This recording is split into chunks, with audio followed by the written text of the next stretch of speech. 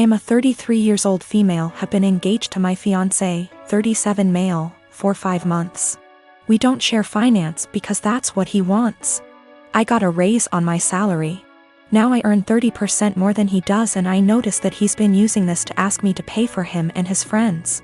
Whenever I say no, or why should I pay for this, he'd respond with the 30%, that's why. He acts as if the 30% is unfair or that I'm not deserving of it. Several times he has tricked me to pay for his and his friends' meals by asking me publicly. Let me say that I'm too nice to say no. I hate confrontation, especially when we're at a public place like a restaurant, so I just grin and pay. Last Tuesday, he asked me to join him and his buddies for dinner. I told him from the start I wasn't paying for their food and he shouldn't expect me to. He said he got this and no worries. We got to the restaurant, met his friends, ordered food. And in the middle of the meal he leaned in and whispered that I would be paying for everything he and his friends ordered. I got so mad I whispered back, no. But he probably relied on me not causing a scene in public and in front of his friends. He said, you have enough money, you could pay for everyone's food, 30%, remember? I was fuming inside. Instead of reacting negatively and losing my temper, I waited till the bills arrived. They were already split from the start when we first ordered. I paid for mine, then I excused myself to the restroom. I then sneaked out from there, got into my car and went home. I started getting phone calls from my fiancé, then texts asking where I was. I texted back saying I didn't appreciate how he put me in this situation and basically tricking me into paying for his and his friends' food. I told him I went home, then stopped replying. An hour later he came and started yelling at me, calling me selfish, irrational, cheapskate and childish for sneaking out like that and leaving him stuck with a bill he could not pay. He had to call his brother for help. We had a loud argument, then he walked out. His friends didn't speak to me on this, but he told me they're disappointed in my behavior and are telling him to take time and reflect on the type of woman he's gonna be married to. He said that because the restaurant wasn't expensive, then I could have just paid. He admitted not telling me about it till later, knowing I'd refuse. He still thinks my reaction was childish and unacceptable. When I was 19 and a sophomore in college, I had a boyfriend I thought I really loved. Looking back, maybe it was just teenage puppy love infatuation. Not sure, but I guess it's not important. I know I'm very biased and what I want is what's best for my daughter, but I think my feelings are getting in the way of that. I had been with Tom for about 8 months at that point. He was on the baseball team and very popular. But one day I discovered I was pregnant and told Tom. He freaked out and got super pissed. He demanded I get an abortion, said he would not stay with me otherwise. He did offer to pay the full expenses of it though. So I went to the clinic and I couldn't do it. I'm very pro-choice and told myself the logical thing to do would be to have an abortion. But when it came down to it, I just couldn't do it. I admit part of it was that I was afraid, but I also felt an attachment for my baby. The thought of getting rid of him / her made me feel like throwing up. So I told Tom that I did love him and I wasn't trying to trap him, but I simply couldn't have an abortion. Maybe we could look into adoption, but abortion was out. Tom said he had never loved me, and while I was fun, I was now causing him too much trouble for him to bother with me anymore. And I was right, I wasn't going to trap him. He said I was free to choose to keep the baby, and he was free to choose to have nothing to do with me or it, and to not even think of trying to get child support from him. I won't go into details, but Tom made it clear he would make life as miserable as possible for me if I tried to contact him again, get child support, etc. Maybe it was wrong to do, but I figured all that trouble and drama just wasn't worth it and I would make my own way. I was, however, devastated and completely heartbroken. I admit it really me up. I never spoke with or saw Tom again. I did consider adoption, but in the end, long story short, I chose to keep my child.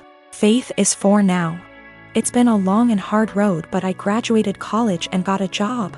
We live in a tiny apartment and finances are tight, but we make do. I love Faith like crazy and I do not regret the choice to keep her whatsoever. She makes me a better person and we have a good life. However, 3 days ago I received a letter in the mail. It was from Tom. Inside the envelope was a letter and a check for $3,000. This is what the letter said: Vika, I know this is coming out of nowhere and I'm sorry, but I didn't know a better way to do this. I am so sorry for how I acted 5 years ago. I was selfish and a complete fool. I know that doesn't begin to cover it. These past 5 years have really had an effect on me. I got a job at Restraint. I started hanging out with different people. Good people instead of college jocks. I know I ran from my responsibility and I treated you with callous cruelty. I know I can't undo what I did, but I want to make it right. Here is a check for $3,000 for Faith. I know that doesn't begin to cover what her expenditures have been, but I wanted to show I am serious about what I'm about to say. I want to be a part of our daughter's life. I will go as slow as you like. I would very much like to set up regular child support payments as well as pay off whatever back child support I owe you for the past 5 years, including hospital appointments during your pregnancy. I know I don't deserve it, but I want to meet my daughter and be a part of her life in whatever way I can. I want to help her and I want to help you and start making up for the terrible way I acted. Here is my contact information. I am willing to do what you ask of me. Thank you for your time. Tom. I was blown away. I'm also beyond pissed off. I'm thinking of the pregnancy I had to deal with after getting dumped like that. Exams and papers I had to write. Giving birth to her on my own. The late night feedings, all the diaper changes, the constant crying. Trying to afford clothes to keep Faith warm during the winter as she grew while also making sure she didn't go hungry, the tantrums. The first steps, first words, the potty training. He wasn't there for any of that, and now he just wants to come waltzing into her life like nothing happened. After doing whatever he felt like now that Faith is out of the unfunny baby years and she's a well-behaved child who can now carry on a conversation and knows how to use toilet and doesn't wake up every 2 hours. Faith has started asking questions like, where is her daddy? How come she doesn't have a daddy? And I've been doing my best.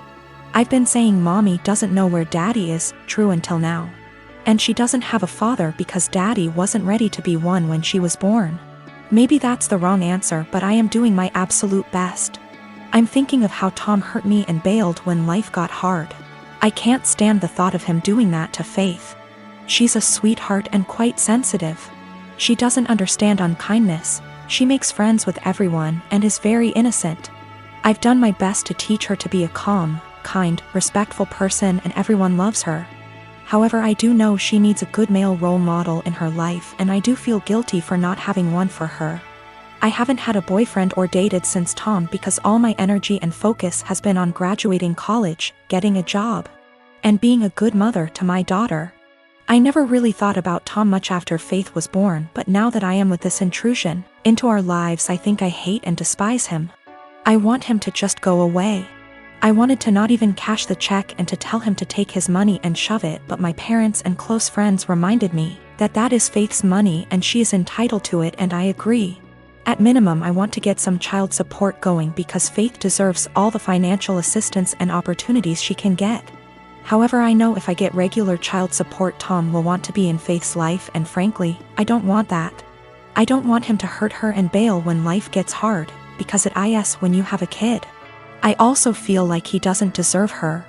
4-year-olds are a lot more fun than infants. How convenient he suddenly shows up and wants to be a dad when the hardest part is out of the way. But I honestly do want what's best for Faith. I think she deserves to have a good daddy. I just don't think Tom is. I think Faith is better off having no dad than a bad or half-assed one. She deserves the money. But am I right to take the money and not give Tom any access to my daughter? I can't stand the thought of him hurting her. The thought of dropping her off at his house where I don't have access to her makes me want to scream and run away. Am I out of line for taking Tom's money but saying that's as close as he will ever get to her? I am not convinced in the slightest he has changed. I feel like this is guilt money and I want to throw that check in the trash. But it's Faith's money, not mine. Faith and I have a good life, and I feel like Tom is going to ruin that. But is it right to keep Faith from her biological parent when he has sent the money? I hate feeling like I owe her him because of that. P.S. College boyfriend dumped me after I got pregnant and threatened to ruin my life if I tried to talk to or get child support from him. Almost 5 years later, I get a $3,000 check in the mail and a letter apologizing for what he did, and saying he wants to be a dad. I want to tell him to stay the hell away from us, but I want what's best for my child. Tom is listed as the father on the birth certificate. I have always been civil with my half-brother. We were close as kids, but he started to have an attitude at 13 and pretty much stopped being nice, and started messing with my things / making fun of me and doing pranks to annoy me / privacy, was gone with him coming into my room and taking my things. Whenever I complained, my stepmom would normalize his behavior and make excuses. My dad never really grounded him and thought that talking to him will get him to behave better. I'm currently in college. I live in a rented apartment and have car to help me get to the university or other places. The car isn't expensive or fancy at all. I saved up for it 2 years ago. I decided to have Christmas dinner with my family. It's the perfect opportunity to be with family since I haven't seen my dad in a while. I arrived at my dad's house and left my purse and my keys on the kitchen island after my stepmom told me to help with dinner. My half-brother started talking about my car in the kitchen while my stepmom was listening and asked if he could take it for a couple of hours to hang out with friends. I politely told him no. He threw a fit and brought up how I needed to relax and not worry, but my answer was still the same. While we were sitting at the dinner table, my half-brother got up, washed his hands, and I thought he went outside. I got busy talking to my dad, and after I got up to wash my hands, I noticed my car keys weren't there. I went outside to ask him, and neither he nor my car were there. I lost it. I started calling his phone, but he hung up on me several times. I was furious. I told my dad I'd call the police if he didn't come back with the car. My stepmom jumped to defend him and said I was being unreasonable to call the police. I called him one last time, then I called the police. My stepmom freaked out when my half-brother got picked up by the police. She told me to go explain the situation to the authorities, otherwise he'd spend the night in jail. But I refused, especially since I still hadn't got my car back. Stepmom yelled that I ruined dinner and that it was no big deal. He was going to return it after borrowing it from me, but he didn't really borrow it, and she heard me say no. I don't know what she told the police, but I didn't give permission to use the car. My stepmom's side of family are mad at me for doing this to my brother and hinted that I don't consider him family. My dad's side of family sided with me, saying he deserved it. My dad said I overreacted and I shouldn't have called the police when he disappeared for 4 hours. I talked to the police about what happened, and I learned later that my stepmom said that her son was allowed to borrow it, and that it was a misunderstanding. I wasn't going to let her continue to lie, but my dad told me to back off and let it go. This really upset me. My half-brother wasn't even berated the way I was by the family. About 5 years ago, my now estranged daughter, Edie, cheated on her boyfriend, Brad, and got together with a guy, Ken. He quickly started isolating her from family and my husband and I from her kids. Brad had moved back to his home state, devastated after the breakup. I discussed red flags // her. I let her know we are here for her and concerned. Her and Ken suddenly took off and moved to another state. For 5 months, my husband and I worried about her and the kids, as we had n / see at all with them. One day CPS showed up at our door with the oldest child. He was obviously injured from abuse that was reported by the school.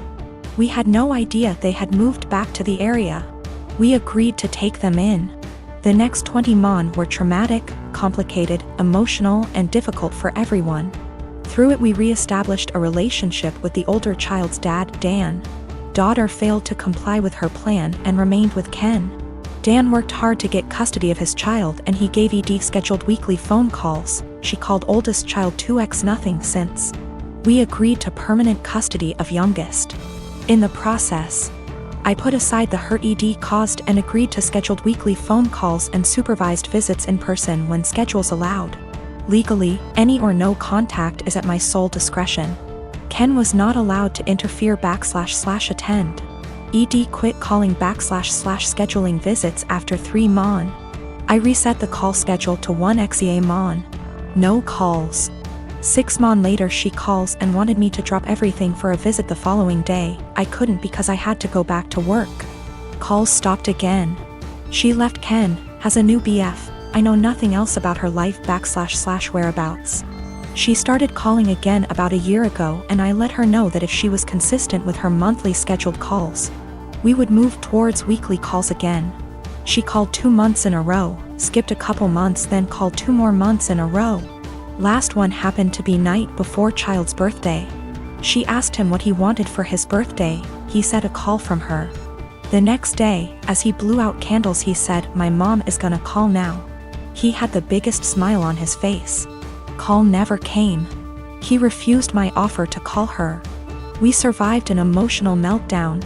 Next month, no call, just a text after with a lame timing excuse as to why and sorry about the birthday call, she didn't feel well. Following month, I get a text that ED feels ill again, won't be calling. I am beyond frustrated at this point. I have looked past her refusal to rebuild a relationship with us, but when it comes to the kids, my heart aches for them. Hey race, where I might be the I responded, "Parents do not get sick time.